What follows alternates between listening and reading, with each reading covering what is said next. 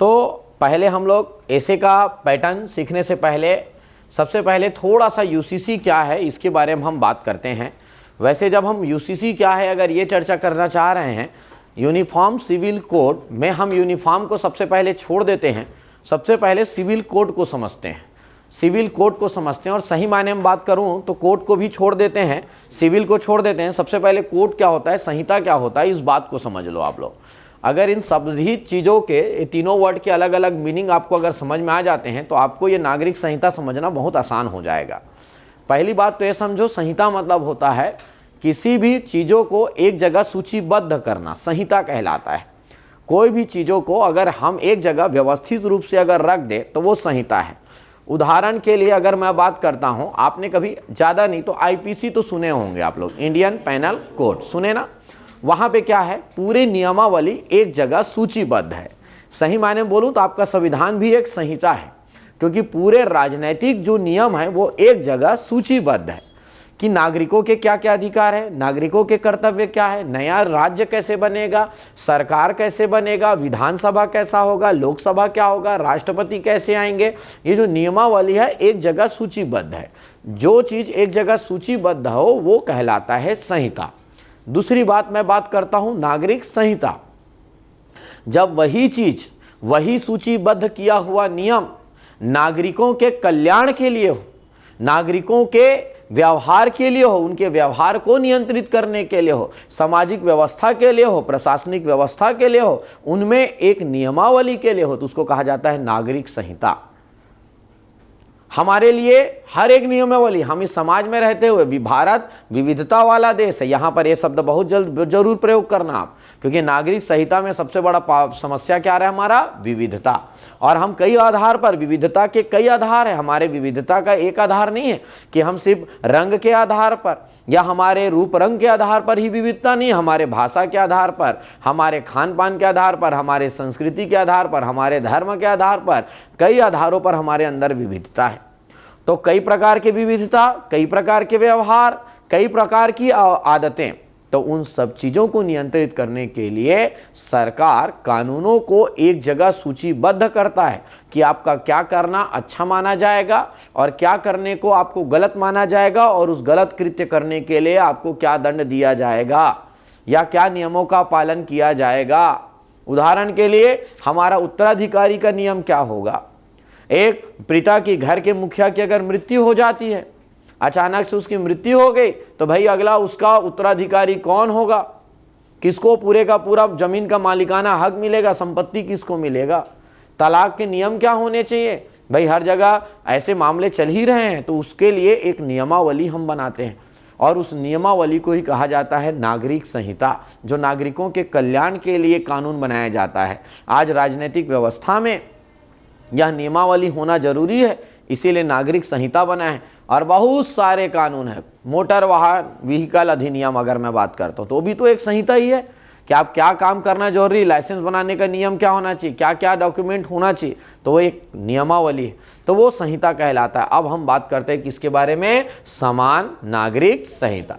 इस भारत देश में, विविधताओं वाले भारत देश में अलग अलग समुदाय के लोग रहते हैं, सबकी अपनी विशिष्ट पहचान है, सबकी अपनी अलग अलग रूढ़िवादिता है। रूढ़िवादिता समझते होंगे आप लोग। रूढ़िवादिता मतलब उनके पूर्वजों से जो प्रथाओं से जो चले आ रही है, सबकी अलग अलग रूढ़िवादिता है और उन सब के बीच में कानून अलग अलग है। हर धर्म में अपना उत्तराधिकारी का नियम अलग है, अपने तलाक के नियम अलग है, अपने अगर हम बात करेंगे विवाह के नियम अलग है। किसी में सिर्फ एक विवाह करना नियमावली है तो कहीं पर 3 विवाह करने की अनुमति दिया गया है। इसी समाज में रहते हुए हमारे पास एक ऐसी महिला है जिनके यहाँ 3 विवाह हो सकता है उनके साथ 2 और सौतन रहे, लेकिन इसी समाज में रहते हुए यहाँ पर एक ऐसा है जिनके दूसरी सौतन उनके जीवित रहते हो ही नहीं सकता है, ऐसा भी नियमावली है। तो बस इसी में एक चर्चा छिड़ा कि भाई जैसे अगर एक देश, एक श्रेष्ठ देश, एक भारत के बारे में बात करते हैं, एक कर व्यवस्था के बारे में बात करते हैं, एक चुनाव व्यवस्था के बारे में हम बात करते हैं, एक व्यवहार, एक अधिकार, एक मूल अधिकार के बारे में बात करते हैं, तो क्यों ना एक नागरिक संहिता के बारे में भी बात कर लिया जाए। ऐसा करके आपको थोड़ा बहुत चीज़ों को समझाना है।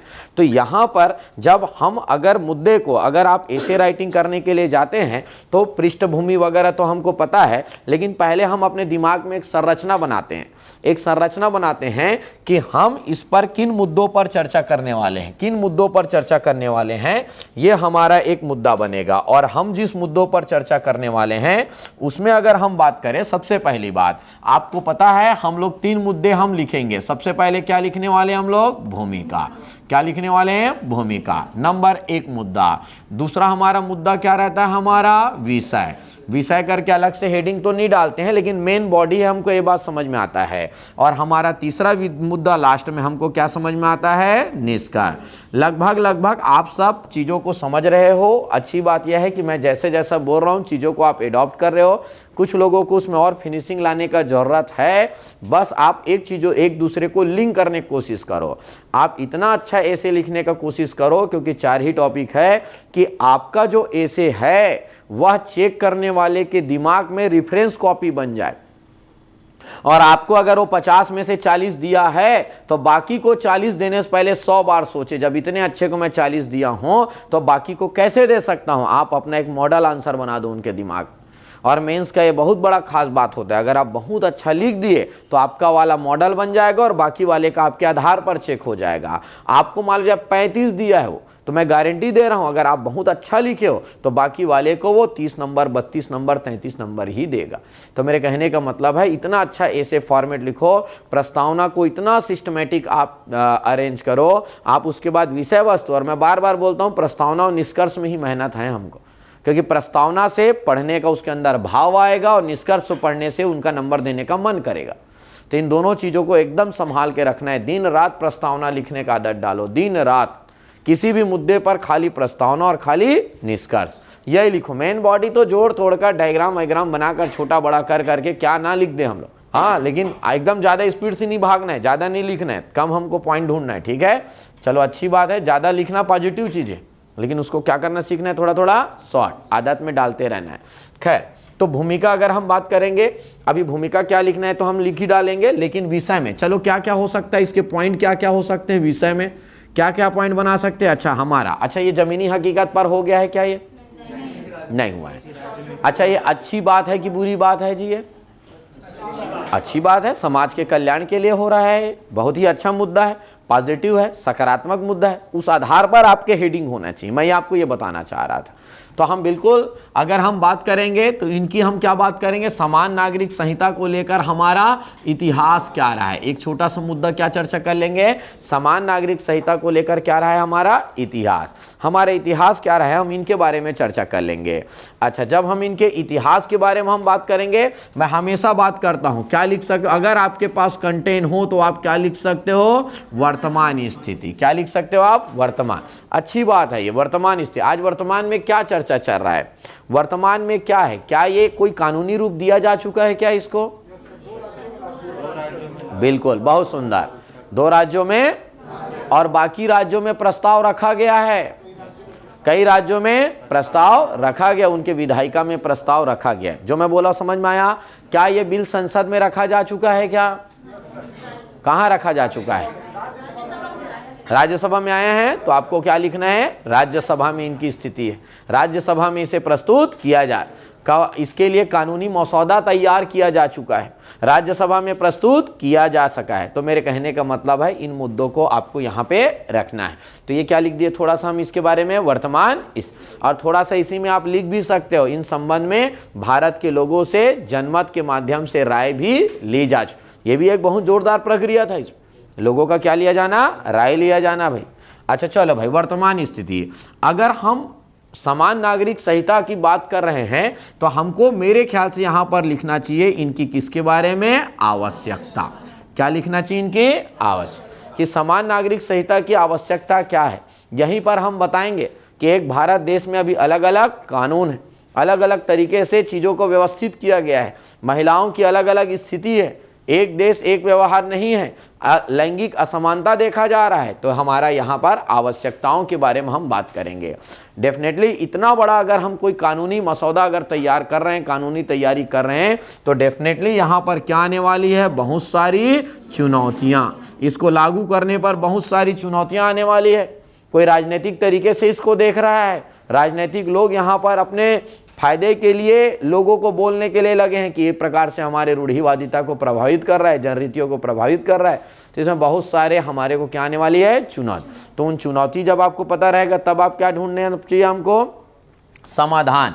इसी को आप लोग क्या लिखते हो, आगे की राह। आगे की राह, आगे की राह या प्रयास भी लिख सकते हो कि सरकार को इसको जमीनी हकीकत पर लाने से पहले हमको क्या चर्चा करना चाहिए, हमको क्या करना चाहिए, सरकार को हम कुछ इस संबंध में। और बिल्कुल ये हमारे पॉइंट बन गए। थोड़ा सा हम क्या लिख डालेंगे, भूमिका, फिर क्या लिखेंगे, इतिहास, वर्तमान स्थिति, आवश्यकता, चुनौती, और क्या लिखेंगे हम, आगे की राह।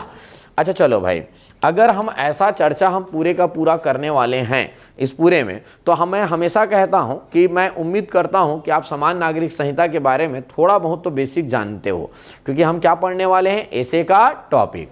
अच्छा चलो भाई, तो अगर मैं पहले क्या बताता हूं, अगर हम इसके बारे में अगर हम बात करेंगे, इनके भूमिका के बारे में बात करेंगे, तो मैंने बताया हमारा विषय है समान नागरिक संहिता। आप बेहतरीन अगर प्रस्तावना लिखना चाहते हो तो एक लाइन में मैं किसको परिभाषित कर दूंगा, मैं संहिता। संहिता कानूनों को व्यवस्थित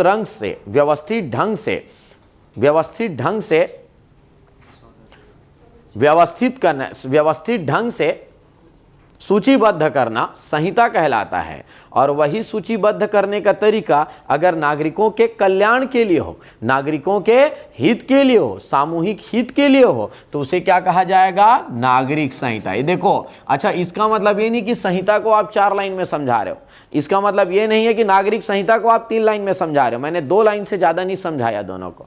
संहिता क्या होता है, नागरिक संहिता क्या होता है, वही सूचीबद्ध किया हुआ व्यवस्थित ढंग से नियमावली अगर लोगों के कल्याण के लिए हो, समूह के कल्याण का हो, तो वह क्या कहलाता है, नागरिक संहिता।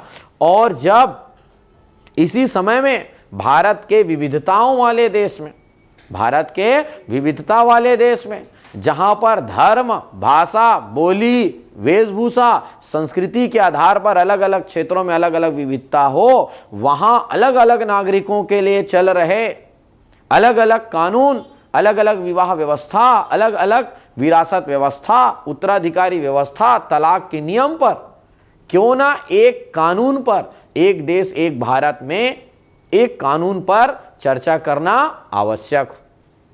तो हमको इसी बात को किससे जोड़कर देख देना है, हमको समान नागरिक संहिता। और आप समान नागरिक संहिता तभी लिख पाओगे जब आप इससे पहले किसके बारे में बात करोगे, विविधता के बारे में बात करोगे।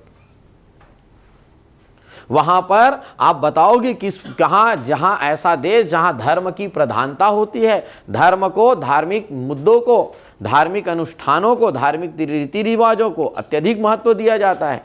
इसलिए सभी नागरिकों के लिए जहां अलग अलग विवाह कानून चल रहे हैं, वहां क्यों ही ना सभी भारत देश में एक समान नागरिक संहिता आप जोड़ना चाहो तो अब और बातों में जोड़ सकते हो आप। जब सभी के लिए और बहुत सारे कानून हैं जो समान अधिकार दिलाते हैं। आप सभी बच्चों को मैंने बताया है समान नागरिक सिविल संहिता, बताया था क्या, सिविल प्रक्रिया संहिता 1908, भारतीय दंड संहिता 1860 जैसे कानून जब लागू हो सकते हैं, तो वहां पर नागरिकों के उत्तराधिकारी, विवाह, तलाक संबंधी कानून समान क्यों नहीं हो सकते। अगर यह आज बहस का मुद्दा है, आज हमारे देश में चर्चा का विषय है, तो निश्चित ही इनकी आवश्यकता, इनकी पृष्ठभूमि, इन पे आ रही चुनौतियों पर एक विषय बनाकर चर्चा किया जा सकता है। ऐसा करके हम थोड़ा सा क्या लिख देंगे इनके बारे में, भूमिका। सबसे पहले 1 लाइन संहिता, 1 लाइन नागरिक संहिता, जब वो नागरिक के कल्याण के लिए हो, विविधता के कारण बहुत सारे कानून, इसीलिए क्या जरूरत है, समान नागरिक संहिता। आखिरी में क्या जोड़ देंगे, मैंने क्यों बोला चर्चा करना आवश्यक है, समझ में आ रहा है। ये सब लिखने से हमको ये समझ में आता है कि आगे हम कुछ आपको बताना चाह रहे हैं। प्रस्तावना में हमेशा ऐसा कोई लाइन लिखो जिससे लगे कि अंदर कंटेंट में हम कुछ आपको बताना चाह रहे हैं। बात समझ में आ रहा है? ये रहा हमारा किसके बारे में? भूमिका। अगला हम बात क्या करते हैं हम लोग? विषय के बारे में। विषय के बारे में हम बात करते हैं। तो अब हमारा अगला चर्चा है, ये हमारा पूरे का पूरा मैंने फॉर्मेट दे दिया। अब हम चर्चा किससे करेंगे? हमारे विषय। विषय में सबसे पहला मुद्दा क्या है? इतिहास। भाई मुद्दा तो अभी बना कि हमारा चर्चा का विषय आज स्टार्ट हो रहा है। आज हमारा स्टार्ट हो रहा है कि भाई आज ये समान नागरिक संहिता, क्या इससे पहले इसका कोई प्रयास हुआ है? क्या कानूनी इसको कोई रूप दिया गया था?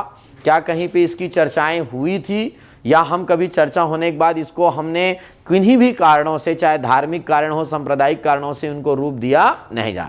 सही मायने में इसकी इतिहास को जब पढ़ा जाएगा तो याद रखना, इतिहास तो शुरुआत होता है इसका 19th सेंचुरी से। 19th सेंचुरी में जब भारत देश में ब्रिटिश कानून बनने स्टार्ट हुए थे, जब दंड संहिता जैसा कानून बनना स्टार्ट हुआ था, उस समय अब ब्रिटिशर्स ने नागरिक संहिता, समान नागरिक संहिता बनाने का भी काम किया था, प्रयास किया था। लेकिन उस समय सांप्रदायिकता इतना ज़्यादा उच्च स्तर पर था, अपने धर्म, अपने संप्रदाय के प्रति लोगों में इतना ज़्यादा अहम भरा पड़ा था, मैं की भावना इतनी ज़्यादा थी कि ब्रिटिशर्स ने सामाजिक समान नागरिक संहिता को देश में लागू नहीं कर पाया। या अब उसके खुद के व्यक्तिगत कारण, लाभ के भी कारण हो सकते हैं कि वो मुस्लिम समुदाय को नुकसान नहीं पहुंचाना चाह रहा था, हिंदू समुदाय को विरोध का कारण नहीं बनना चाह रहा था। लेकिन इसका पहला प्रयास जब अन्य दंड संहिता जैसे कानून बनाए गए 19th सेंचुरी में, उसी समय समान नागरिक संहिता, विवाह, तलाक, उत्तराधिकारी, विरासत के कानून समान होने का प्रयास किया था। लेकिन आखिरी में इसको अमली जामा पहनाया नहीं जा सका। हम ऐसा लिखेंगे। बाद में अगर मैं बात करूं, B.R. राव जैसे व्यक्ति ने, जो एक बहुत बड़े कानूनी सलाहकार जैसे व्यक्ति के बारे में बात करेंगे, 1941 में B.R. राव जैसे व्यक्ति ने भी इसको लेकर, समान नागरिक संहिता को लेकर एक समिति गठित की थी। उन्होंने रिपोर्ट भी दिया, लेकिन उस रिपोर्ट के आधार पर कभी भी ऐसा किया नहीं जा सका।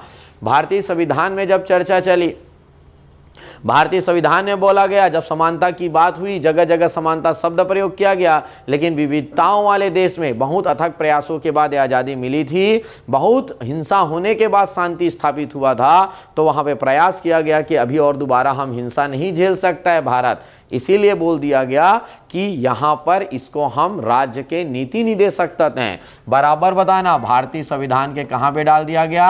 भाग 4। कहाँ पे? नीति निर्देशक तत्व के अनुच्छेद नंबर 44 में इनको जगह दिया गया। 44 में इनको जगह दिया गया। और बिल्कुल भाई आपको याद रखना है, यहाँ पर कुछ इस प्रकार से ऐसा लिखना है। साथ ही साथ अगर हम बात करें 1955 में, वेरी वेरी इंपॉर्टेंट, भारत देश में एक बहुत ज़बरदस्त चर्चा स्टार्ट हुआ था। नागरिक संहिता को लेकर चर्चा स्टार्ट हुआ, लेकिन इस पर नियम बनाने के लिए सबसे पहले क्या बनाया गया? हिंदू कोड बिल, हिंदू विवाह अधिनियम, हिंदू उत्तराधिकारी अधिनियम, हिंदू विवाह अधिनियम बोल दिया गया भैया। हिंदू में एक नियम बना दिया गया कि उससे पहले क्या होता था? शादी बहु विवाह जैसा प्रथा चल रहा था। बोल दिया गया भैया, एक व्यक्ति को अगर एक पत्नी के रहते वो दूसरा विवाह नहीं, दूसरा विवाह वो तभी कर सकता है जब पत्नी के साथ कानूनी रूप से उनका तलाक हो चुका है या पत्नी जीवित नहीं है। ऐसी परिस्थितियों में वो दूसरा विवाह कर सकता है। और उस जो नवविवाहित पत्नी होंगी उनके भी क्या क्या अधिकार होंगे, बराबर इसके माध्यम से समझाया गया। हाँ, बात अलग है, सिर्फ अभी बता देता हूँ इस मुद्दे को।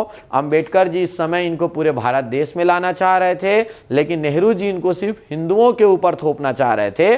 उस समय विवाद का बहुत कारण था, पक्ष में भी बहुत सारे तर्क हैं, विपक्ष में भी बहुत सारे तर्क हैं, क्योंकि उस समय थोड़ा सा धर्म संप्रदाय ज़्यादा बड़ा था। तो उस समय नेहरू जी का कहना यह था कि अगर हम इसको पहले हिंदू के ऊपर लाएंगे तो इनको मुसलमानों के ऊपर धीरे से भी लाना आसान हो जाएगा।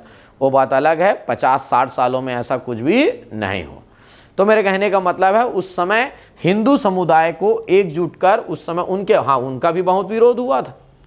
जगह जगह इनके लिए लेकर धर्मगुरु लोग विरोध किए थे कि हमारे धर्म पर प्रहार है। अच्छा, हिंदू संगठन को इस बात का भी बुरा लगा कि हम ही क्यों करना है तो सबके ऊपर किया जाए, मुस्लिम समुदाय के ऊपर भी किया जाए। तो उसी समय से थोड़ा सा नेहरू जी को फिर बोला भी गया कि ये मुस्लिम समर्थक ज़्यादा है।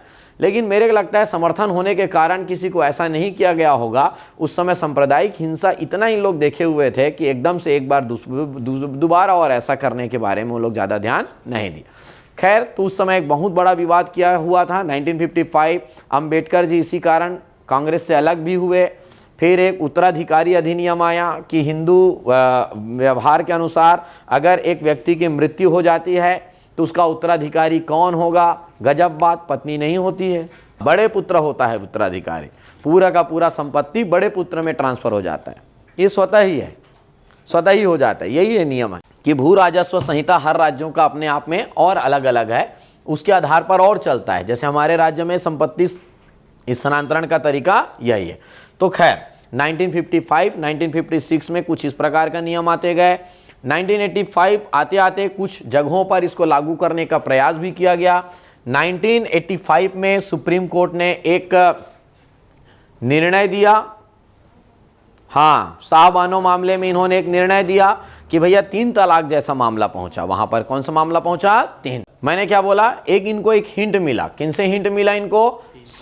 सुप्रीम शाहबानो मामले के माध्यम से एक हिंट मिला, क्योंकि सुप्रीम कोर्ट उस 3 तलाक जैसे मुद्दे को न्यायिक प्रक्रिया के माध्यम से क्या बोल रहा है? वो गैर वैधानिक बोल रहा है। गैर वैधानिक बोल रहा है, भैया ये गैर कानूनी है, ऐसा नहीं होना चाहिए महिलाओं के। तो एक हिंट दिया जा रहा है, जो व्यवस्था हमारे हिंदू कोड बिल के माध्यम से है वही व्यवस्था आना चाहिए। किसके माध्यम से? मुस्लिम। ऐसे बीच बीच में कुछ कुछ मामले आते गए, सुप्रीम कोर्ट के निर्णय आए।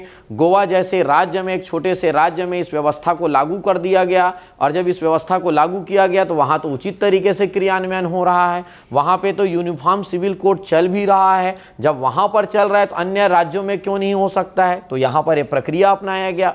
और उसके बाद जब अभी का वर्तमान सरकार आया, और उससे पहले अभी 2017 का एक और मामला आया, कौन सा मामला था?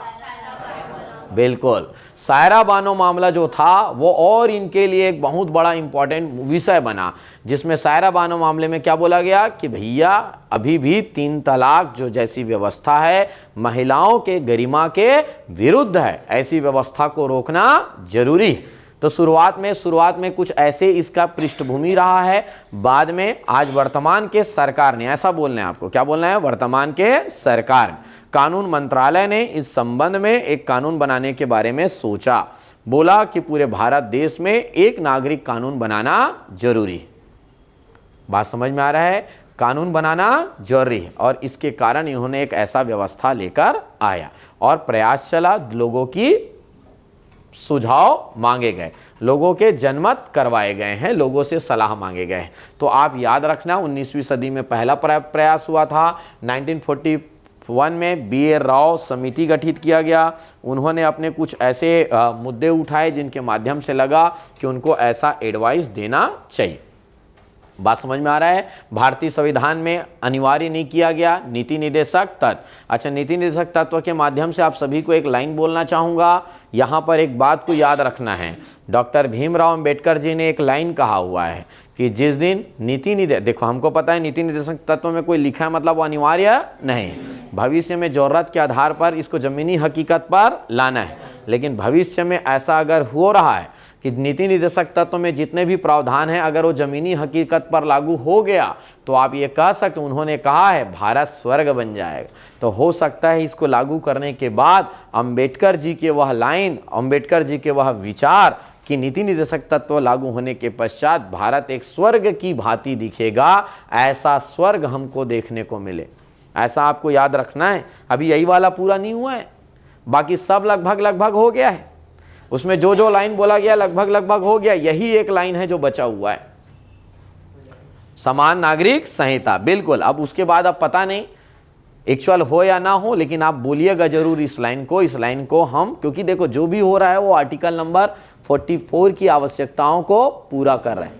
किसकी आवश्यकताओं को पूरा कर रहा है? 44 की आवश्यकताओं को पूरा कर रहा है। बात समझ में आया है पूरे का पूरा कहानी? तो ये इस प्रकार का अपना एक कहानी है। थोड़ा सा इसको याद रखते चलेंगे आप लोग, ठीक है? नोट करें कुछ पॉइंट को कि नहीं कर पाए आप?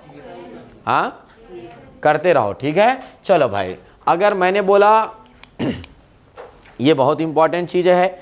अगर मैं बोलता हूँ आज वर्तमान में यूसीसी वाले अन्य कानून के बारे में बहुत अच्छा डिस्कशन है भाई। हम समान नागरिक संहिता के बारे में बात कर रहे हैं।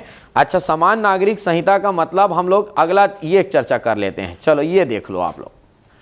अब समान नागरिक संहिता का अर्थ क्या है, थोड़ा सा अर्थ समझ लेते हैं।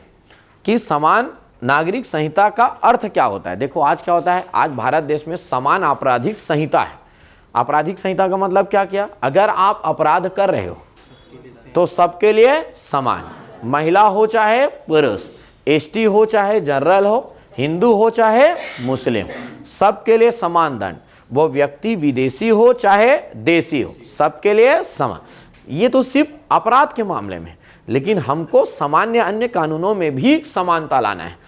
उसी लाने के लिए चर्चा हो रहा है। अगर यूसीसी कानून आया तो यूसीसी कानून के तहत हमारे जो अर्थ निकलेंगे वो अर्थ कुछ इस प्रकार से निकलेंगे। ये लो भाई, हमारा क्या हो जाएगा, हमारा समान विवाह कानून होगा, विवाह के नियम सेम होंगे। अगर आप दूसरा शादी नहीं कर सकते मतलब नहीं कर आप ऐसा नहीं है कि आपके सिर्फ तलाक बोलने बस से तलाक नहीं हो जाएगा, या आप में 3 पत्नी रखने का अभी व्यवस्था चल रहा है तो आप रख लोगे, ऐसा नहीं होगा। मैं सिर्फ एक समुदाय के बारे में बात नहीं कर रहा हूं, सभी समुदाय में अपना अलग अलग व्यवस्था है। नहीं तो पहले हिंदू लोग भी कम होते थे, हमारी खुद 2 दादी है थी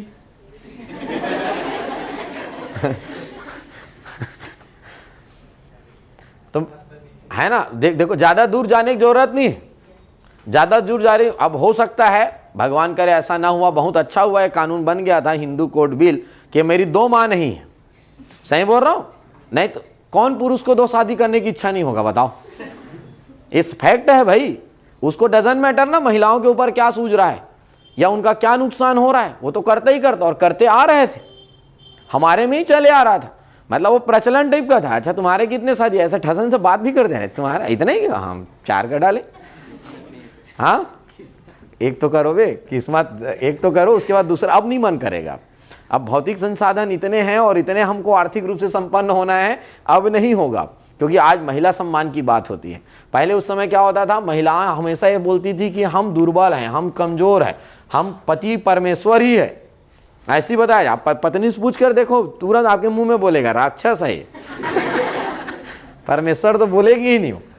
खैर तो कोई जरूरी भी है, पहले ऐसा होता था, लेकिन पहले उस कानून के माध्यम से समाज में बहुत बदलाव आया भाई। भले उस समय कितना भी विरोध हुआ है, 1955-56 में बहुत विरोध हुआ है, नेहरू सरकार के खिलाफ पूरे लोग खड़े हो गए। कैसा विरोध कैसे हो सकता है, मतलब ऐसा आप कानून कैसे ला सके, होते कौन हो आप हमारे धर्म पर। उनको सीधा आमंत्रण दिया, आप आए, हम धर्म गुरु के साथ आप चर्चा करें, हम आपको बताते हैं सनातन का मतलब क्या होता है, धर्म का मतलब क्या होता है, धार्मिक प्रतिष्ठान कैसा होता है। ऐसे धर्म गुरु लोग बहुत आड़े आए थे, लेकिन बोले कानून तो बनकर रहेगा ही, शादी नहीं होगा 2 ठो मतलब नहीं होगा, अपराध है मतलब अपराध है। वो पत्नी कह दिए जेल जाएगा मतलब तुम जेल में ही रहोगे, तुम्हारे में हिम्मत कैसे है दोबारा शादी करने का, तुमको अधिकार कैसे मिला।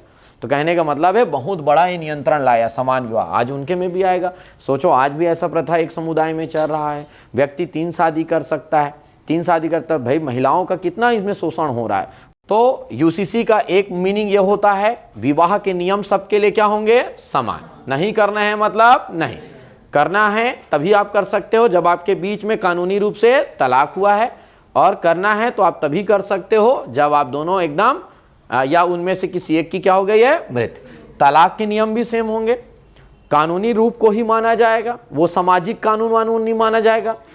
तलाक तलाक बोलकर तलाक हो गया वाला नहीं माना जाएगा। अच्छा सामाजिक बैठक में भी तलाक हो जाता है, वो ऐसा कोई नियम नहीं है, वो ऐसा कुछ नियम तो ही ना है जी समाज में बैठ गया, हाँ इसको तलाक दे दो, ये कर दो, अपने मन से कह दिया, अलग कर दिए, समाज में रहने के लिए उसको मान लिया। वो बहुत गलत चीज़ व्यवस्था होती है। किस तरीके से होना चाहिए, कानूनी, क्योंकि उसमें बराबर मिलता है ना भाई। महिला अलग रह रही है, महिला का रोजगार का साधन नहीं है, तो उनका पालन पोषण कौन करेगा, ये सब भी तो हमारे मुद्दे होते हैं। और विरासत, ये पूरे का पूरा जो विरासत है वो किसके नाम पर होगा, किस प्रकार से होगा, कौन वैसा व्यक्ति किसी का उत्तराधिकारी कैसे बनेगा, उत्तराधिकारी कैसे बनेगा। किसी की अचानक मृत्यु हो गई तो पूरे का पूरा संपत्ति किसके नाम पर होगा, कौन उसके लिए उत्तरदायी रहेगा, ये कानून बनेगा। मुआवजा कानून बनाया जाएगा। मान लो जाए मेरे को कोई नुकसान हुआ है, मैं तो नहीं हूं, लेकिन मेरा मुआवजा सामने वाले को कैसे मिलेगा, सम्मान या कुछ और हो सकता है। गोद लेने का कानून है हमारे में, जो गोद लेने की जो प्रथा होती है वो कानून भी क्या होना चाहिए, बराबर होना चाहिए। तो समान गोद कानून होना चाहिए। तो इन सब बातों को लिखना है। यूसीसी का मतलब क्या होगा, यूसीसी का अर्थ होता है ये सब चीज सबके बीच में क्या हो जाएगा, समान हो जाए। ये यूसीसी का एक्चुअल मीनिंग है। बात समझ में आया? अच्छा चलो भाई, मैंने बोला अगर ये यूसीसी अभी तो ये आने वाला है, आया नहीं है अभी, सबके में अलग अलग है। मुस्लिम और हिंदू समुदाय में विरासत कानून अलग है, उत्तराधिकार कानून अलग है, तलाक के नियम अलग है, तलाक का प्रोसीजर अलग है। यहां पर अगर हम बात करें विवाह के नियम अभी नहीं आए हैं, इसी को तो लाने के लिए हम इतना बड़ा चर्चा चल रहा है, देश में इतना बड़ा तैयारी चल रहा है। तो मैंने तो बोला यूसीसी का अर्थ क्या रहेगा, लेकिन मैं आपको यह बात भी बताना चाहूंगा आज वर्तमान में यूसीसी जैसे और बहुत सारे कानून हैं। अगर मैंने बोला यूसीसी जैसे और भी कानून है तो वो ये कानून है जो आज है आपके बीच में है, और वो यूसीसी जैसा व्यवहार कर रहा है, सबके लिए बराबर है। वेरी वेरी इंपॉर्टेंट, साक्ष्य प्रक्रिया संहिता 1908 याद आ रहा है, पढ़े थे? अगर मैं बात करूंगा साक्ष्य प्रक्रिया संहिता, साक्ष्य एकत्रित करने के लिए, तो भैया मुस्लिम समुदाय का भी साक्ष्य वैसे इकट्ठा होगा, हिंदू का भी वही होगा, हर नागरिक का होगा, बौद्ध हो, जैन हो, पारसी हो, सब हो, साक्ष्य अधिनियम भी सबके क्या होंगे, समान होंगे। जो प्रोसीजर होगा, पूछताछ का जो तरीका रहेगा वो भी क्या रहेगा, एकदम सेम। एविडेंस इकट्ठा करना है सेम विधि से, साक्ष्य इकट्ठा करना है एक विधि से। भागीदारी अधिनियम, संपत्ति हस्तांतरण अधिनियम, ये सेम होता है। जैसे अभी हमारे मान लीजिए भू राजस्व संहिता सुने हो क्या आप, छत्तीसगढ़ भू राजस्व संहिता, तो छत्तीसगढ़ में संपत्ति का जो हस्तांतरण होगा, कोई भी रहे, भू राजस्व संहिता के हिसाब से अगर हम चलेंगे तो यहां हिंदू, मुस्लिम, पारसी, सिख जो भी रहेंगे सबका एक ही नियम, सब में सेम आर्टिकल लागू होगा। छत्तीसगढ़ भू राजस्व संहिता उसके माध्यम से होगा। संपत्ति एक नाम से दूसरे में कैसे हस्तांतरण होगा, माल बिक्री अधिनियम क्या होगा, भारतीय अनुबंध अधिनियम कैसे होगा, ये समान नागरिक संहिता है। अच्छा चलो मैं और बताता हूं, मोटर वाहन अधिनियम, किसके बारे में, मोटर वाहन अधिनियम, वो भी सेम है। हाँ वो बात अलग है, वो राज्यों में असमानता है। किस में असमानता है, छत्तीसगढ़ मोटर वाहन अधिनियम अलग है, मध्य प्रदेश मोटर वाहन अधिनियम अलग है, उत्तराखंड का अलग है, उत्तर प्रदेश का अलग, लेकिन वो सांप्रदायिक आधार पर नहीं है, सांप्रदायिक आधार पर नहीं। तो मेरे कहने का मतलब है ये वो अभी के कानून हैं जो अभी एट प्रेजेंट समान नागरिक संहिता जैसा व्यवहार कर रहा है। और अगर जो प्रयास अभी किया जा रहा है उसको कानूनी रूप से तैयार कर लिया गया, तो कानूनी रूप से तैयार करने के परिणाम स्वरूप ये सब भी समान हो जाएंगे। मैं आपको यही बताना चाह रहा था। तो सबसे पहले यूसीसी का अर्थ समझाना है। इसी मैं बोला कि प्रस्तावना में इनमें से कुछ बातों को लिख सकते हो। इस विविधता वाले देश में नागरिकों के संप्रदाय के आधार पर, जहां कानून के नियम अलग हैं, विवाह के नियम अलग है, विरासत के नियम अलग है, किंतु उसी भारत में जहां एक देश एक कानून, आपराधिक कानून है, जहां एक देश एक कर व्यवस्था है, एक देश एक चुनावी व्यवस्था पर चर्चा की जा सकती है, तो क्यों नहीं एक देश एक चुनाव जैसे कानून को लाया जा सकता है। यही मैं बोला कि आपको ऐसे लिखना है। भले ऐसा है लेकिन क्यों नहीं ऐसा किया जा सकता है। क्लियर है? तो ये हमारा चर्चा है, मैंने यही बताया। अगला हमारा चर्चा का विषय क्या रहेगा, वर्तमान स्थिति। किसके बारे में बात कर रहे हैं हम लोग, वर्तमान स्थिति। और वर्तमान स्थिति में बात करेंगे। अभी जस्ट आप लोगों ने एक लाइन मेरे को बताया, क्या बताया जी, वर्तमान स्थिति क्या है हमारा, गोवा जैसे राज्य में कब से लागू है हमारा, 1867 यूसीसी कानून लागू है। आप वहाँ के निवासी हो तो वहाँ पर राज्य सरकार के जितने भी कानून हैं उसको समान तौर पर आपको मानना पड़ेगा। अगर आप वहाँ की नागरिकता ले रहे हो, मतलब वहाँ पे आप रह रहे हो, मूल निवासी बन रहे हो, तो आपको वहाँ के यूसीसी के नियम का पालन करना है। तो शुरुआत से ही ऐसा व्यवस्था वहाँ पे लागू है। अगर मैं बात करता हूँ, ये तो गोवा की बात है, लेकिन वर्तमान स्थिति में आप बिल्कुल याद रखेंगे, बहुत ज़्यादा चर्चा में रहा है उत्तराखंड। भारत देश का दूसरा राज्य रहा है जहाँ उन्होंने यूसीसी जैसे कानून को पारित किया। यूसीसी जैसे कानून पारित हुआ, वो बात अलग है। वहाँ पर ज़्यादा अन्य संप्रदाय के लोग नहीं हैं करके ज़्यादा विरोध देखने को नहीं। इसका विरोध उन राज्यों में ज़्यादा देखने को मिलेगा जहाँ पर अन्य समुदाय के लोग जो अपने एक अलग नियमावली की मांग कर रहे हैं, अपने जनरीति रूढ़िवादिताओं को ही पालन करना चाह रहे हैं, उनकी संख्या ज़्यादा है। तो ऐसे राज्यों में चुनौती बनेगा। लेकिन कहाँ पे लागू हो गया हमारा, उत्तराखंड। वैसी मैं बात करना चाहूँगा उत्तर प्रदेश, मध्य प्रदेश, हिमाचल प्रदेश जैसे राज्य हैं जहाँ यूसीसी पर ऑलरेडी चर्चा की जा रही है। बात समझ में आ रहा है? और सही मायने में बोलूँ, एट प्रेजेंट में जितने भी भाजपा शासित राज्य हैं वो राज्य में इनको और ज़्यादा तेज़ी से क्रियान्वयन करने की बात चल रही। आगे बढ़े हम लोग। अगला हमारा चर्चा का विषय रहेगा, अब आएगा हमारा चर्चा का विषय कि इसकी आवश्यकता क्यों है, क्या जरूरत है जी कि हम क्या लेकर आए, हमारे देश में क्या लेकर आए, समान नागरिक संहिता। इसकी आवश्यकता ही क्यों है, क्यों लाएं, क्या है इसके पीछे का कारण। इससे लाने से सीधी सी बात ये, हाँ जो आवश्यकता है वही है प्रभाव, वही क्या है भाई, जो आवश्यकता है उसको ला दोगे तो डेफिनेटली वहीं तो प्रभाव डालेगा। और सबसे बड़ा इसका मुद्दा है कानून की समानता। भाई भारत देश में जब एक संविधान लागू है, एक आपराधिक संहिता लागू है, उसके तहत पूरे सरकार बन रहा है, उसके तहत लोगों को दंड दिया जा रहा है, तो लोगों के व्यवहार को नियंत्रित करने वाले कानून सेम क्यों नहीं हो सकते। समझ में आ रहा है। तो इसकी आवश्यकता इसलिए है क्योंकि कानून में क्या होनी चाहिए, समानता। धार्मिक विभाजन को क्या करना है, काम। भैया ये नहीं होना चाहिए आपके धर्म में क्या है, हमारे धर्म में क्या है। अच्छा चलो, आजकल क्या होता है, इंटरकास्ट मैरिज जैसी समस्याएं बढ़ गई है। अब समस्या बोलो चाहे अच्छी बात बोलो, यहाँ खड़ा हूं तब तो अच्छा ही बोलना चाहिए मेरे को, लेकिन अगर ऐसा हो रहा है तो डेफिनेटली, अगर ऐसा चीज हो रहा है तो डेफिनेटली कोई एक समुदाय में रहा कोई महिला है जहां पे कानून और तलाक का नियम अलग था, वो अगर दूसरे समुदाय में, अगर दूसरे धर्म में उनका विवाह हो रहा है तो वहां पे तो उनको ये सब अधिकार नहीं मिल पाएगा। तो मेरे कहने का मतलब है धार्मिक विभाजन को कम करेगा, जो हमारे धार्मिक भेदभाव है, कम से कम आलोचना तो नहीं करेंगे एक दूसरे का। नहीं तो आलोचना यही, तुम्हारे धर्म में तो ऐसा चलता है, वो लोग बोलेंगे अरे तुम्हारे धर्म में तो ऐसा चलता है, तुम तो ऐसे हो, वो बोल रहे तुम ऐसे हो। अब कैसे बोलोगे, तुम भी ऐसे हो मैं भी ऐसा ही हूं नहीं, तुम्हारे में तो ऐसा चलता है, हमारे में ऐसा चलता है। अब कैसे बोलोगे, तुम्हारे में भी वही चलता है, हमारे में भी वही चलता है। तो ये धार्मिक विभाजन को क्या करेगा, कम करेगा। अच्छा, ये कमजोर वर्ग को क्या करेगा, सुरक्षा। कमजोर वर्ग में कौन कमजोर, महिला।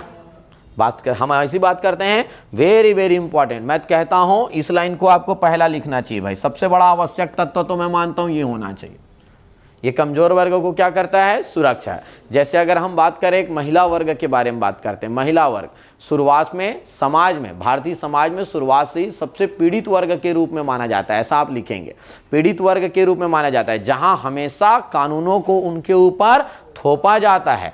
ऐसे परिस्थिति में अगर उनके सम्मान की बात हो रही है, उनको यह अधिकार मिल रहा है कि वो जिनके साथ जीवन यापन कर रही है वो भी एक से अधिक विवाह नहीं कर सकता, आपसे अधिक एक से अधिक विवाह नहीं कर सकते, तो यह महिला सम्मान के विरुद्ध, महिला सम्मान के लिए उठाया गया महत्वपूर्ण कदम होगा। तो ये एक आवश्यकता है, क्योंकि महिलाओं को समाज में सम्मान, या नारी शक्ति वंदन योजना से भी जोड़ देना, जहां नारियों को अगर नारियों को राजनीतिक तौर पर सशक्त करने की बात कही जा रही है, तो क्यों नहीं वहीं पर ही उनको सामाजिक तौर पर भी सशक्त किया जाए। तो ऐसा करके आपके विचार हैं सब। अब कानूनों का क्या कारण किया जाए, क्या रहेगा, ये सरलीकरण।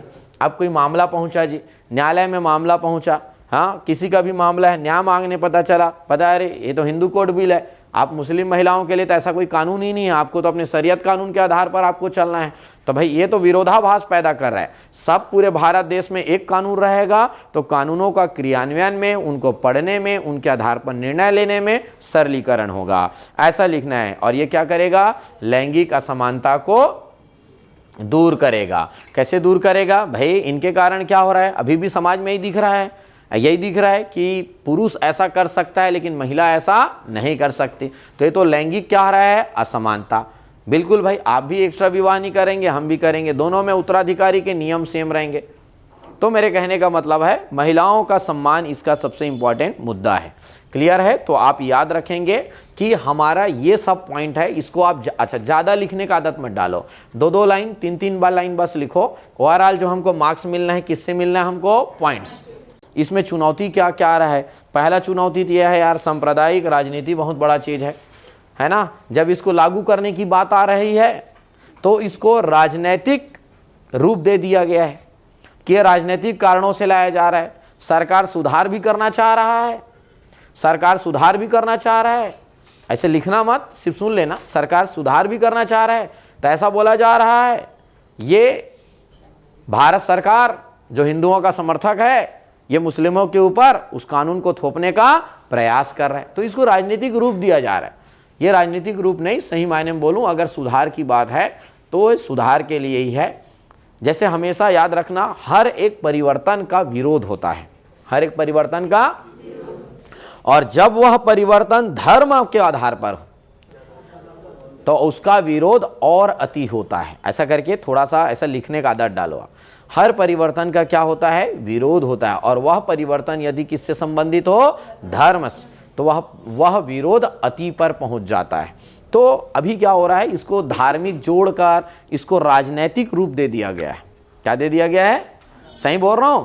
अब फिर कोई दल आएगा बोले नहीं हम लोग तो आप लोग के समर्थक हैं। भाई आप उस धर्म के समर्थक हैं, इसका मतलब फिर उस धर्म में रहने वाले महिलाओं के विरोधी हैं। फिर आप उस महिलाओं के सम्मान के विरुद्ध जा रहे हैं। आप सिर्फ धर्म के समर्थक नहीं है। क्या आपको पढ़ने से चीज सुधार हो, ऐसा नहीं लग रहा है क्या? हाँ, लेकिन ठीक है भाई, अगर आप लग रहा है तो आप उसके कुछ पक्ष को रखो। इससे प्रभाव क्या पड़ेगा? क्या किसी के धर्म को प्रभाव पड़ रहा है? क्या पड़ रहा है तो क्या प्रभावित हो रहा है? हाँ, इसमें चर्चा करना आवश्यक है।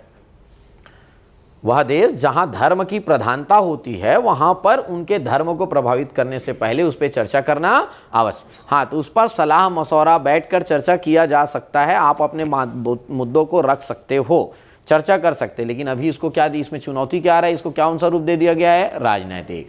दूसरा है संवैधानिक बाधा। संवैधानिक बाधा यह है कि हमारा भारतीय संविधान का कुछ महत्वपूर्ण अनुच्छेद हमारे धार्मिक स्वतंत्रता के बारे में बात करता है। 25 बात करता है, धार्मिक स्वतंत्रता के बारे में बात करता है, धार्मिक प्रबंधन के बारे में बात करता है। विवाह तो एक संस्थान है, तो संस्थान जैसी चीजों का प्रबंधन क्यों नहीं कर सकता है व्यक्ति? तो वह एक संवैधानिक बाधा भी है। तो कहीं ऐसा ना हो आप संशोधन कर दिए लेकिन संवैधानिक रूप से वो गलत, तो बिल्कुल उसको तो गैर संवैधानिक घोषित ही किया जाएगा। बात समझ में आ रहा है ना? तो संवैधानिक बाधा आना, और उसमें बिल्कुल 25 अनुच्छेद 25 में धार्मिक स्वतंत्रता एक संवैधानिक बाधा है। अगला है जागरूकता का अभाव। लोगों में क्या है? जागरूकता नहीं है, अवेयरनेस नहीं है, कानून के बारे में लोग सजग नहीं है। इससे आने वाले बदलाव, इससे समाज पर आने वाले बदलाव के बारे में वो नहीं जानते हैं। तो ये एक जागरूकता का अभाव एक कारण बना हुआ है।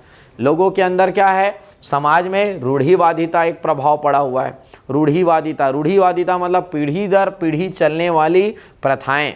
हमेशा हम पढ़े हैं, याद रखना, समाज पर कानून का प्रभाव कम और रूढ़िवादिता का प्रभाव अधिक होता है। और सिर्फ ऐसा नहीं है, हर समाज की बात है, हमारे भी हिंदू समाज में भी यही चीज है।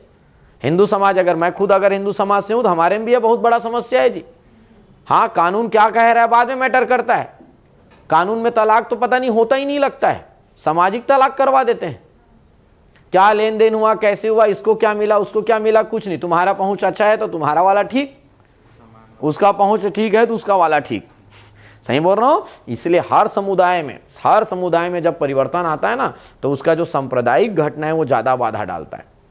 कौन ज्यादा बाधा डालता है? संप्रदाय। तो रूढ़िवादिता क्या डालता है? वहां पे बाधा डाल रहा है। तो रूढ़िवादिता यहां पर आप लिख देना, समुदाय में प्रचलित रूढ़िवादिता का प्रभाव समाज में प्रचलित उस समाज के कल्याण के लिए बनाए गए राजनीतिक कारणों से अधिक होता है। रूढ़िवादिता का प्रभाव कानून से अधिक होता है, तो वो एक चुनौती बनने वाला। और सही बोल रहा हूं जी?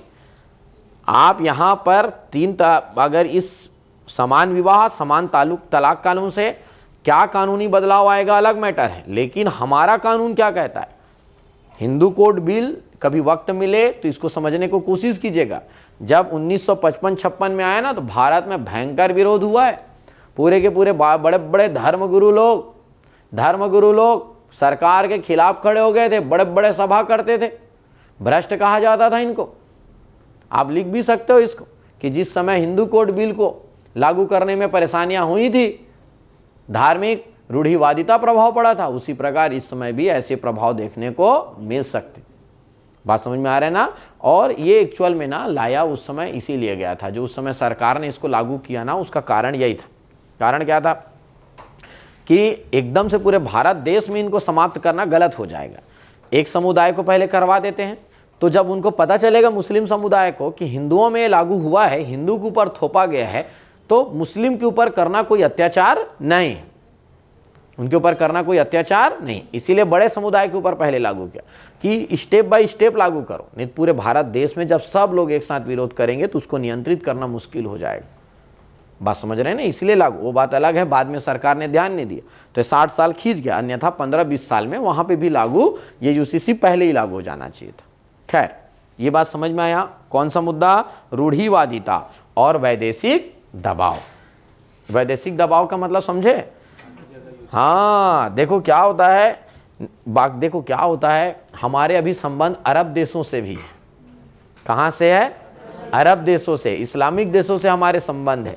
यूसीसी जैसे कानूनों से शरीयत कानून प्रभावित होगा, उनके धार्मिक नियम प्रभावित होंगे, और बिल्कुल ऐसा प्रभावित होगा तो भारत की छवि वैश्विक स्तर पर ऐसे बनेगी कि हम भारत में मुस्लिमों के कानून को प्रभावित किया जा रहा है, उसके कानूनों को नकारा जा रहा है, उस धर्म को समाप्त किया जा रहा है। जैसे आज अगर हम बात करें, अरब देशों में एक ही छवि है भारत की कि भारत में मंदिरों को तोड़कर राम मंदिर जैसा मंदिर बनाया जा रहा है। वो थोड़ी ना तुम्हारा इतिहास पढ़ेगा। सही बोल रहा हूँ कि नहीं बोल रहा हूँ? यहां पर एक ही चीज है, जैसे आपको सिखाया जाता है कि पाकिस्तान में मंदिरों को तोड़कर मस्जिद बनाया जा रहा है, तो वैसे ही यहां मस्जिदों को तोड़कर मंदिर बनाया जा रहा है। ये प्रभाव भारत, वैश्विक स्तर पर भारत का भी ये छवि है। बोले पूरा निस्ते नाबूद कर दिए, तोड़ दिए, उसके जगह में बहुत विशाल बनाया जा रहा है, ऐसे और कितने मस्जिदों को तोड़े गए, ऐसा चल रहा है अभी। हाँ और तोड़ने वाले, इसकी तैयारी है, ताजमहल को तोड़ने की तैयारी है। वहां पर मुस्लिमों का शोषण किया जा रहा है, और सही सब सुना रहे हो। जब पाकिस्तान वाला ये सुना रहा है तो आपको भी यही सुनाया जाता है, आपका मीडिया, कि इन देशों में मंदिरों को तोड़ा जा रहा है। बस सेम कहानी है, जैसे आपके यहाँ मस्जिदों को तोड़ा गया, वो अफवाह दूसरी जगह चल रहे हैं ना, वैसे ही वहां नहीं भी तोड़े गए ना तो वो खबर आप तक वही, क्योंकि आपको वही सुनने में मजा आता है, आपको वही सुनने में मजा आता है, तो उसको तो पैसे से मतलब है, जो आप सुनोगे वो सुना देता है। ऐसी है सेम अभी भारत की ये। तो अभी जब ये कानून बनेगा ना तो वैदेशिक दबाव प्रभावित होगा कि वहाँ पर हमारे मुस्लिम भाई लोग के साथ क्या गलत हो रहा है, हमारे ईसाई भाइयों के साथ क्या गलत हो रहा है, हमारे सिख भाई के साथ क्या गलत हो रहा है। ये वैदेशिक दबाव का प्रभाव पड़ेगा, यहाँ पे वैदेशिक परेशानी होगा, जवाब देना पड़ेगा कि कहीं वहाँ पे मुस्लिमों के साथ अत्याचार तो नहीं हो रहा है। क्या उनके कानूनों को, उनके मंदिरों को लगातार बैक टू बैक तोड़ा जाना, कानून को नकारना, अब शरीयत कानून को नकारने की बात, अब उनके मस्जिदों को तोड़ने की बात, उसके जगह में नया बनाने की बात, उसका वाला तो तोड़ दिया गया लेकिन उसका वाला नहीं बना है आज तक। तो मेरे कहने का मतलब बहुत सारे ऐसे वैदेशिक मुद्दे होते हैं, तो इससे वैदेशिक दबाव बढ़ेगा। इस कुछ समझ में आया आप लोगों को? तो मेरे कहने का मतलब अगर आपको पूछा जाए यूसीसी के सामने चुनौती कौन कौन सी आ रही है, तो ये हमारे यूसीसी के सामने चुनौती, इसको सांप्रदायिक राजनीति का रूप दे दिया गया है। बहुत सारे लोग इनको राजनीतिक तुष्टीकरण के रूप में, इसको हथियार के रूप में प्रयोग कर रहे हैं। संवैधानिक बाधा आ रही है क्योंकि हमारा आर्टिकल नंबर हमको 25 हमको किसी भी धर्म के आचरण करने, उसको अपनाने की स्वतंत्रता के बारे में बात करता है। हमारी जागरूकता का अभाव है, लोगों में इस कानूनों के बारे में जागरूकता नहीं है। उस संप्रदाय में, पूरे समाज में, भारतीय समाज में व्याप्त रूढ़िवादिता इसका एक बहुत बड़ा अवरोधक है, और वैदेशिक दबाव। जो समुदाय, तो यहाँ पे किसी धर्म का नाम लेकर नहीं लिखना है, आपको लिखना है जो यहाँ पर अल्पसंख्यक वर्ग हैं वही किसी देश में बहुसंख्यक में है। उस बहुसंख्यक में जो जहाँ पर है वहाँ से हमारे व्यापारिक गतिविधि है, राजनीतिक हमारे संधि है, वह संधि हमसे प्रभावित होने वाला है। बात समझ में आया? अब इसके बाद अगर मैं चर्चा करता हूँ, हाँ, अनुरूप यूसीसी का मसौदा, ये चुनौती है। मतलब ऐसा कानून बनाना जो हर वर्ग को खुश कर सके, ये थोड़ा सा आपका मेन मुद्दा है कि ये बना पाना मुश्किल है। भाई इतने सारे विविधता वाले देश में, जहाँ लोगों की आवश्यकताएं अलग है, लोगों के व्यवहार अलग है, तो वहाँ पर हर वर्ग के लिए आवश्यक होता हुआ एक कानूनी मसौदा तैयार करना भी एक चुनौती होगी, ऐसा आपको याद रखना है। क्लियर है भाई? तो ये मैं क्या बता दिया, यूसीसी का मसौदा क्लियर है। और आप लोग को अब एक, अगर मैं बात करूं आगे की राह, किसके बारे में बात करते हैं हम लोग? आगे की राह, वो भी बता दूं? चलो आगे की राह के बारे में बात करते हैं। अगर इसको कानूनी रूप आप दे देते हो, यूसीसी बनाने की बात करते हो, तो इसके लिए क्या बनाना चाहिए, अलग से फैमिली लॉ बोर्ड का गठन होना चाहिए। जो पारिवारिक मामले जो होते हैं, पारिवारिक लड़ाई झगड़े होते हैं, तलाक, विवाह, उत्तराधिकारी, विरासत संबंधी कानून के बारे में चर्चा करेगा। अगर इसमें हम बात करेंगे तो जो कानून हम बनाया जा रहा है, जो विवाह, तलाक, विरासत है, इतने सारे कानूनों को एक साथ ना लागू करके इसको चरणबद्ध तरीके से लागू किया जाना चाहिए। अच्छा चलो भाई, एक और मुद्दा हम ले सकते हैं। इस कानून का लागू करने से पहले इसका व्यापक प्रचार प्रसार करना चाहिए। लागू करो आप 1 साल बाद, लेकिन 1 साल तक लोगों के मध्य में इन प्रचार प्रसार के माध्यम से इसके बेनिफिट को लेकर अवेयरनेस क्रिएट करना चाहिए कि भाई इसके आपको बेनिफिट क्या होंगे। तो इसका क्या करना चाहिए, बेनिफिट। कानून पर न्यायिक हस्तक्षेप होना चाहिए। देखो आप कानून तो बना दिए, लागू करने से पहले इसको बराबर क्या करवा लो, जुडिशियल रिव्यू। भाई आप देख लो कहीं यहाँ भारतीय संविधान के या अन्य अधिनियमों के किसी प्रावधानों को तो प्रभावित नहीं कर। जैसे मैंने बताया कानून तो आप बना दिए, कहीं आर्टिकल नंबर 25 तो प्रभावित नहीं हो रहा है। पता चला लागू कर लिए, लड़ाई झगड़ा हो गया, दंगे हो गया, उसके बाद बोले अरे कानून ही गलत था। तो क्या मतलब इतना लड़ाई झगड़ा करने का। तो पहले कानून को सही तरीके से न्यायिक अनुमति ले लो, न्यायिक हस्तक्षेप लो कानून का, उसके बाद उसको आप जमीनी हकीकत पर लागू करो। और इसको बनाने से पहले सभी धर्म संप्रदाय से संबंधित जितने भी कानून हैं उसका क्या करना चाहिए, विश्लेषण, और इसका विश्लेषण किया जाना चाहिए और विश्लेषण कर कर ही इसको लागू करने के संबंध में चर्चा करना चाहिए। क्लियर है भाई। तो ये आपके हमेशा सलाह होते हैं और बिल्कुल आप कह सकते हो इस संबंध में अलग अलग समुदाय के जो मेन धर्म गुरु होते हैं, धर्म के ज्ञाता होते हैं, उन लोगों से बैठक कर उन लोगों से भी इसके संबंध में सलाह लिया जाना चाहिए। क्या होता है, जब आप उस धर्म से संबंधित प्रमुख व्यक्तियों से अगर आप सलाह ले रहे हो तो सलाह लेने के बाद अगर विचार किए हो तो उनके पीछे उनका जो समुदाय खड़ा हुआ है उनको उसको अपनाना आसान हो जाता है कि हमारे लोगों से पूछा गया था, हमारे धर्म गुरु लोग से पूछा गया था, तो उनको वो अपनाना आसान हो जाता है। क्लियर है। तो मेरे कहने का मतलब ये है कि इस प्रकार से आगे का राह 5-6 पॉइंट आपको याद रखना है। और रही बात किसके बारे में, निष्कर्ष। निष्कर्ष में इतने दिनों से आप समझ चुके हैं कि हमको एकदम सकारात्मक देना है। सकारात्मक में भी एकदम नहीं बोल देना है कि भाई एकदम से लागू कर देना चाहिए। मैं बार बार बोल रहा हूँ, भारत वह देश है जहाँ धर्म की प्रधानता होती है, धर्म के आधार पर ही हमारा जीवन निर्भर होता है। ऐसी जगहों में, ऐसे वाले देश में हमको धार्मिक क्रियाकलापों को, धार्मिक नियमों को, धार्मिक प्रथाओं का अध्ययन कर इस संबंध में सलाह लेकर ही इसको कानूनी रूप देने का प्रयास किया जाना चाहिए। फिर बाद में आप विचार वही वाला बात कुछ लिख सकते हो आप, है ना। जहाँ पर देश में अलग अलग संप्रदायों द्वारा अलग अलग जगहों पर जो हिंसा हो रही है, मणिपुर हिंसा लिख सकते हो, हरियाणा का हिंसा लिख सकते हो। ये सब हिंसा में धर्म के विभिन्नता के कारण जो हिंसा हो रही है, इस प्रकार से कानूनों के माध्यम से हमारे व्यवहार में समानता आएगी, एकरूपता आएगी, जिसके माध्यम से ऐसी गतिविधियों पर रोक लगाया जाएगा और निश्चित ही एक विकसित भारत लिख सकते हो। फिर से आप विकसित भारत में आ गए, आप फिर से नारी वंदन योजना की आवश्यकताओं में आ गए। नारी वंदन योजना से आपको जोड़ना इसको जरूरी है, सतत विकास लक्ष्य से जोड़ना जरूरी है। हर चीज़ है कानूनी है, इसका मतलब डेफिनेटली ये कुछ अच्छा ही रिस्पॉन्स करेगा, कोई ना कोई लक्ष्य को प्राप्त करने में जरूर ही हमको सहायता। तो ऐसा करके आपको उससे छोड़ना है। क्लियर है भाई। लेकिन सकारात्मक बताना जरूरी है, लेकिन हमेशा ये नहीं बोल देना है कि इसको कर ही देना चाहिए। बोलना है विभिन्न पहलुओं का अध्ययन करने के पश्चात ही, समझ में आ रहा है ना, इसको एक कानूनी रूप दिया जाना चाहिए। और निश्चित ही यह विकसित भारत @ 2047 को पूर्ण करने के लिए उठाया गया एक और महत्वपूर्ण कदम होगा। ऐसा करके ये क्या है, हमारा निष्कर्ष। क्लियर है भाई। तो ये हमारा एक चर्चा रहा किसके बारे में, UCC। क्लियर है भाई, कुछ समझ में आया आप लोगों को। तो मैं उम्मीद करता हूँ कि आप लोगों को ये लाइन समझ में आया होगा। निष्कर्ष आपके कुछ इस प्रकार से हैं। कुछ कमियों को, यही लिखा हुआ है, कुछ कमियों को कहाँ लिखा है, कुछ कमियों को क्रियान्वयन संबंधी चुनौतियों के अपार लाभ मिलने की संभावना है। सामाजिक सामंजस्य सुनिश्चित करने के लिए कानूनी प्रयास बनाने और आधुनिक बढ़ावा देने पर समान नागरिक संहिता की रक्षा के साथ साथ राष्ट्रीय एकता एकजुटता, मतलब वही सब बड़े बड़े शब्द है, जितना आपको याद आता है आप उसको लिखो। अन्यथा आप एक सिस्टम अपना तैयार जरूर रखो कि मैं किस बातों को लिखूंगा। कई है, निष्कर्ष 1000 टाइप के लिखाते हैं।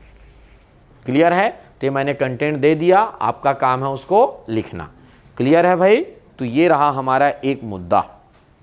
क्लियर?